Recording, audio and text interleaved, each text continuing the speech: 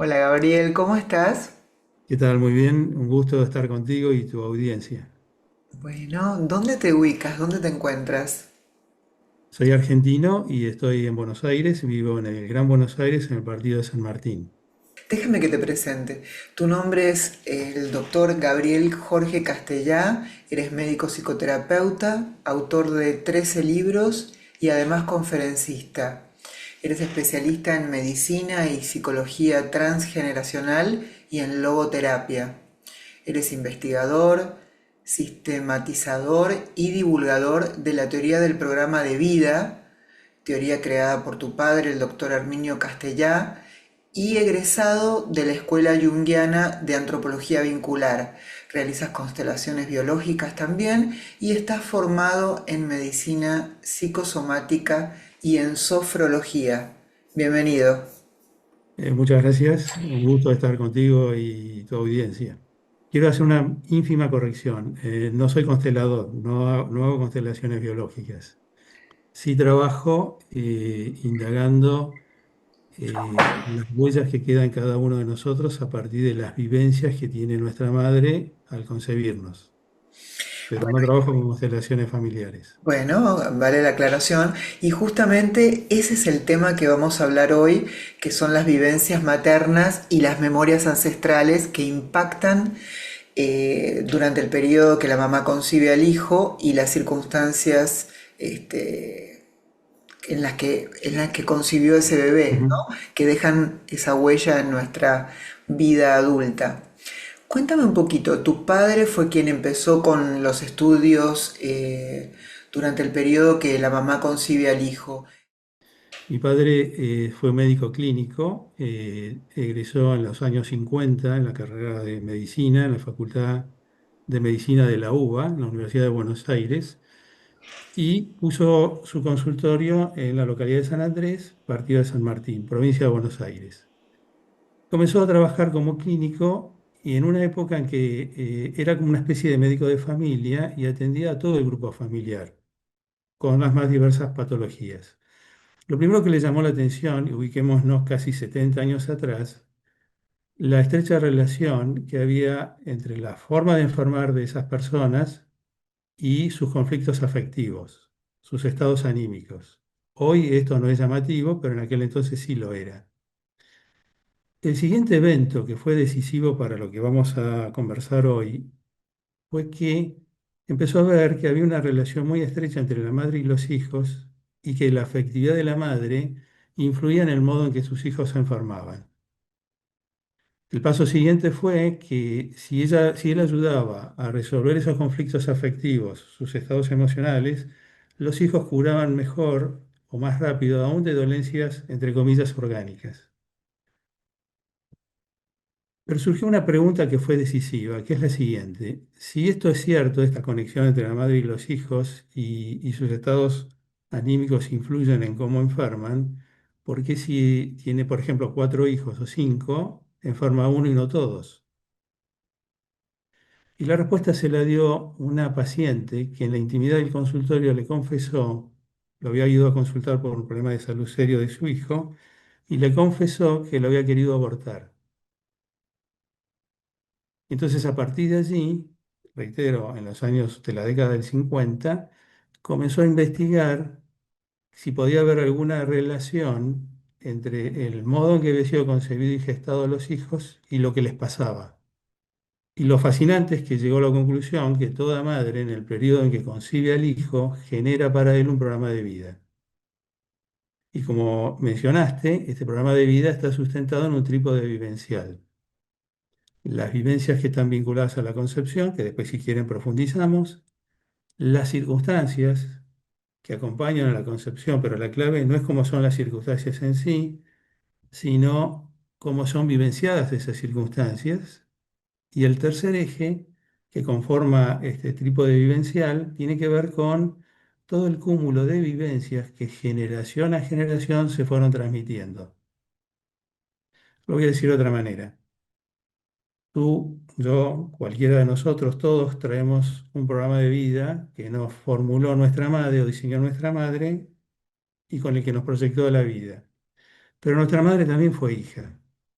Y en esta calidad recibe un programa de vida de su madre, que también había sido hija y había recibido un programa de su madre y así sucesivamente, generación tras generación. Entonces, una de las cosas fascinantes es que atesoramos en nuestro inconsciente todo este cúmulo muy vasto de memoria de experiencias ancestrales. Bien interesante, es como un esquema, este plan de vida o programa de vida es como un esquema inconsciente, que es una información Ujú. heredada por línea materna, ¿no? Memorias Exactamente. ancestrales y tal. Ahora me pregunto, ¿cuál es el papel del padre entonces en todo lo que tiene que ver con la formación de los hijos? Estamos hablando de dos aspectos distintos. Si hablas de la formación, importantísima, imprescindible, tanto como el de la madre. En todo lo que tiene que ver con la cultura consciente, en la formación, en la educación de los hijos, juegan un rol preponderante ambos progenitores. En lo que estamos hablando de programa de vida, el rol estelar lo tiene la madre. Si esta hipótesis, que yo estoy convencido que sí, es correcta, todos los seres humanos somos portadores de una doble herencia.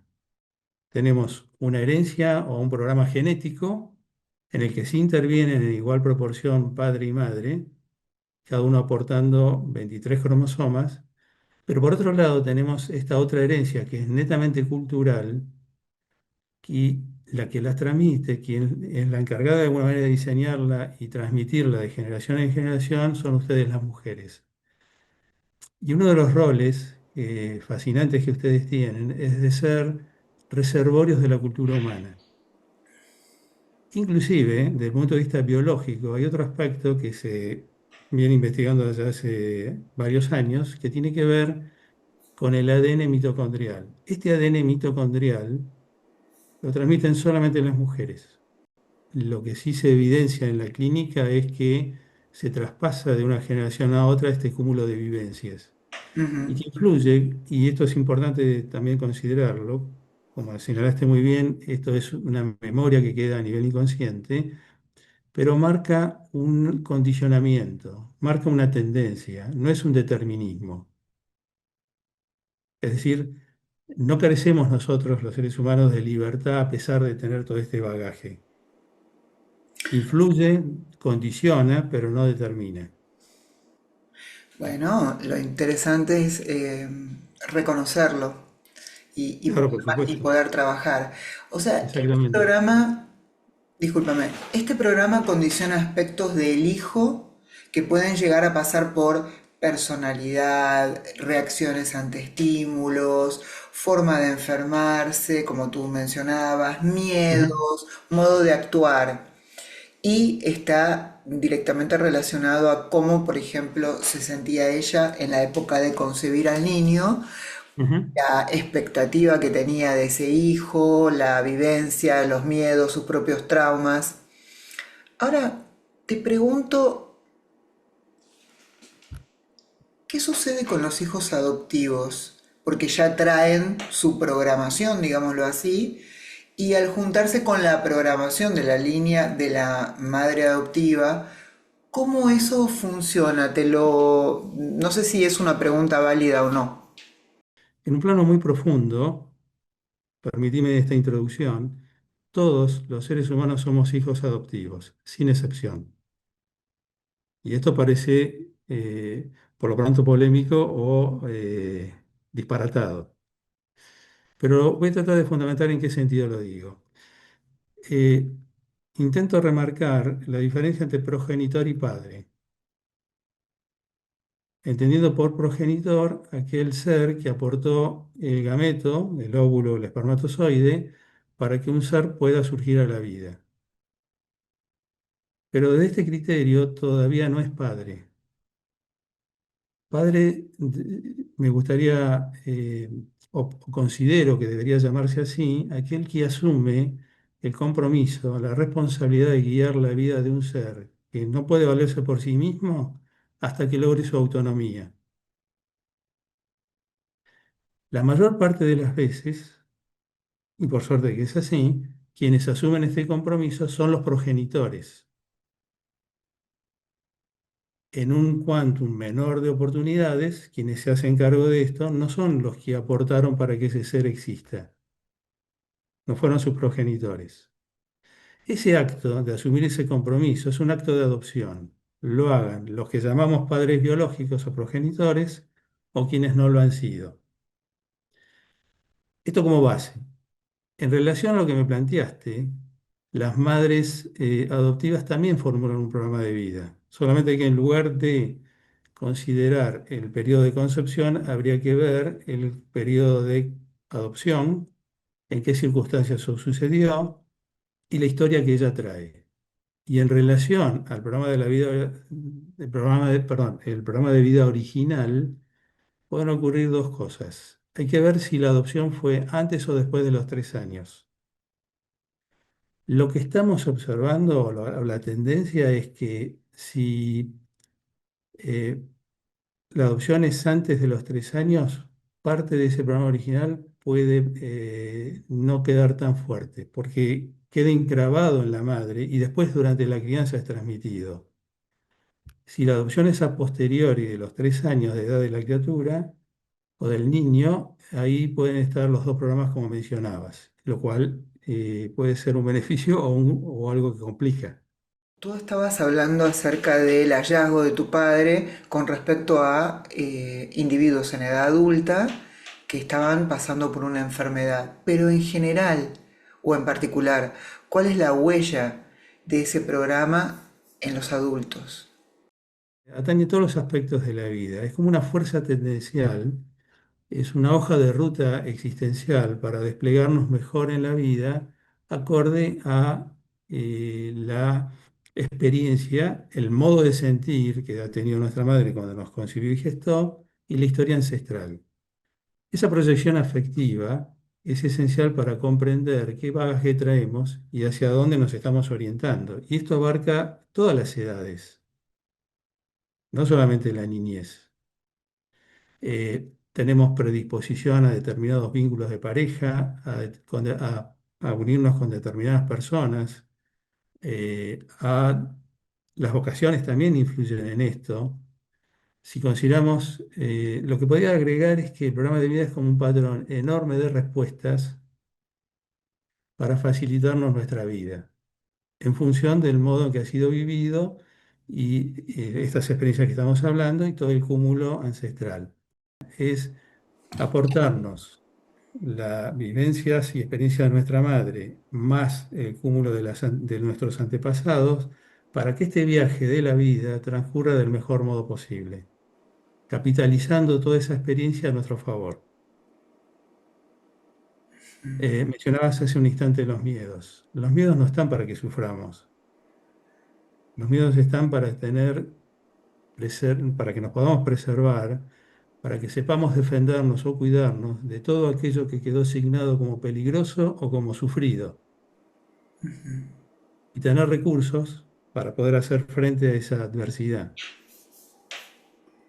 Doy un ejemplo que conmovió a Estados Unidos y que conmovió al mundo. ¿Estabas en Estados Unidos cuando el 11 de septiembre de 2001 se produjo la tragedia de las No, Torres? no, Todavía no. no, Bien. Pero sos consciente del impacto que eso produjo. sí. Es muy difícil que una mujer que en ese periodo, sería agosto, septiembre, octubre del año 2001, concibió un hijo, es muy difícil, decía, que no haya sido conmovida o impactada con ese acontecimiento. Y pensemos con cierta lógica. Si ella se impresionó, ¿no? Se conmovió, sobre todo con pavor, de esa tragedia, ¿qué impronta quedará en el hijo y con qué afectividad habrá sido proyectado a partir de esa experiencia? Estos son como situaciones extremas, pero algunos de Ujú. los bloqueos más profundos que traemos no provienen de un trauma dramático o un hecho como lo de las Torres Gemelas. A veces No, provienen por en el supuesto que mismo no. hogar Totalmente de acuerdo, sí. de lo que Sí, parece normal, ¿no? O sea, aunque lo tengas todo, aunque tengas tu casa, comida, hay a veces una herida que se ha moldeado en el cerebro del niño y que se impone, digamos, como patrón en el sistema nervioso central. ¿Y cómo definirías la herida materna que está almacenada en ese cerebro del niño? Primero, trataría de diferenciar que no toda vivencia materna es sinónimo de herida, no es en sí trauma, ¿no? Ahora, si por donde comenzaría, como primer punto para diferenciar, no es lo mismo el hijo deseado que el no deseado, que el buscado o el no buscado. Todos los seres humanos estamos en cuatro categorías y de ahí no hay ninguno que esté fuera de ellos. La primera condición, que es la más adecuada, la que diría óptima para que uno sea convocado a la vida, es que haya sido deseado y buscado. La segunda condición, que también es muy buena, es que haya sido deseado aunque no haya sido buscado. Es decir, eh, no estaba a lo mejor en la intención de concebir a un hijo en ese momento, pero la noticia fue muy bien recibida. El momento en que el ser humano de alguna manera necesita más amor es cuando es engendrado. Y eso actúa como un respaldo que acompaña luego a todo el resto de su vida. ¿Sí? Las dos condiciones que faltan sería la del hijo deseado y no buscado, que esto parece una contradicción y enseguida la aclaro, no lo es. Y la última condición, que de alguna manera es la más dolorosa, que es no haber sido deseado y tampoco buscado, porque en esta condición suele ser fuerte el rechazo ante la noticia del embarazo. Por eso lo que hablábamos al principio es que esto es una fuerza tendencial, es comprender hacia dónde fuimos proyectados, pero eso no quiere decir que no podamos tener el dominio de nuestra vida. Somos seres que disponemos de libertad y de responsabilidad. Ujú. Eso es una fuerza tendencial y no un determinismo. Yo te quería preguntar con respecto a la terapia en sí, porque mencionas cosas que son muy difíciles de conocer para muchos adultos, o sea, en qué circunstancias fueron concebidos, si realmente fueron hijos deseados o no, que eso te lo pueden compartir o no, o te pueden mentir o no. Por Entonces, supuesto. instintivamente, o sea, ¿cómo uno puede trabajar esa programación, digamos, con respecto a padres o ancestros? O sea, ¿cómo sabíamos nosotros la relación de los abuelos, de las abuelas? Primero tratando de indagar con la fuente directa. Junto con eso, lo que hay que tratar de puntualizar es que aquí no es para juzgar, mucho menos para condenar, sino para comprender, ¿sí?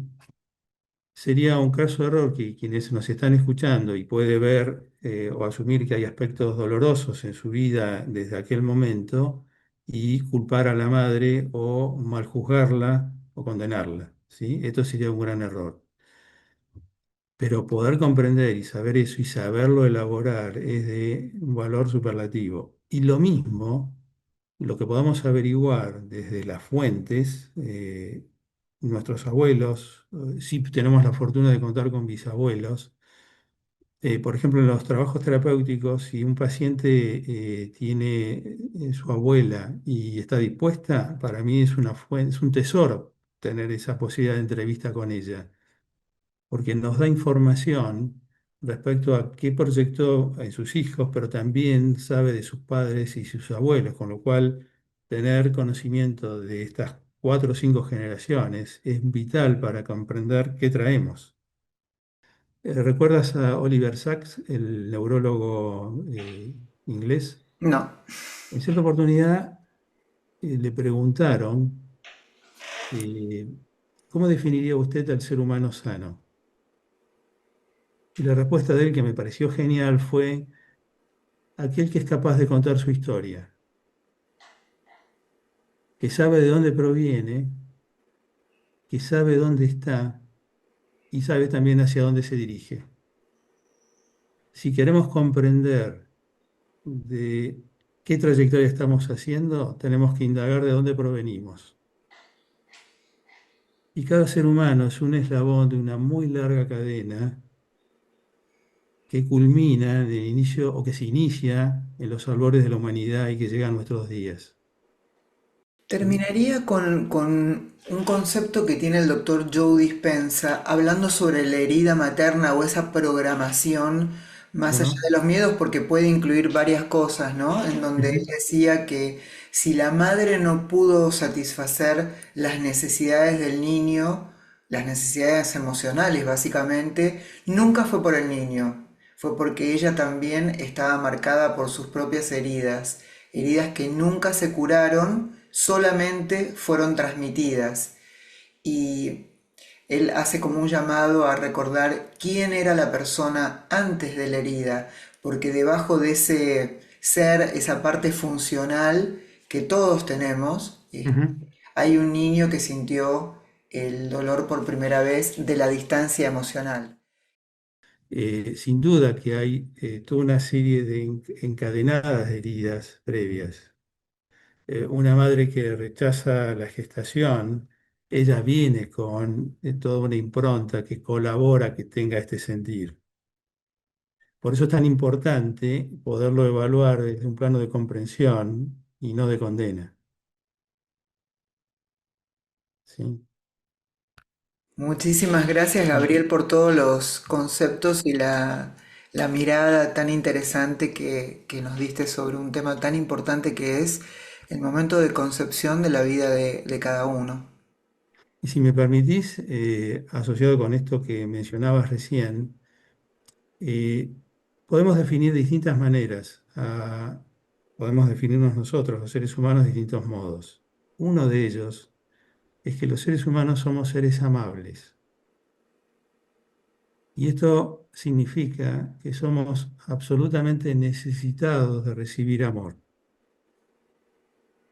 y que es el nutriente esencial para nuestra existencia.